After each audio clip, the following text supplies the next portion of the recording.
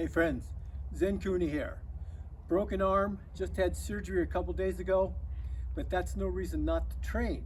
So what you want to remember is, if you get an injury, don't let something like a broken arm and a surgery stop you from doing movement. There's all kinds of movements you can do. For example, I'm going to do a few swings here, just as part of my Primal Nature play for today. And by the way, it is day 5,663 days of Primal Nature play, consecutive.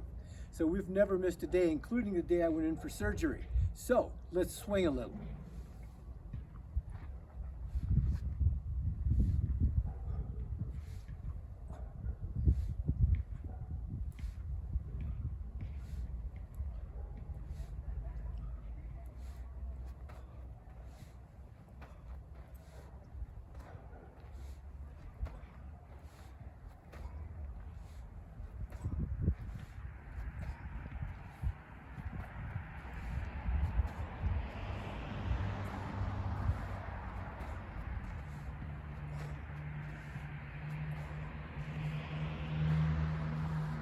Okay.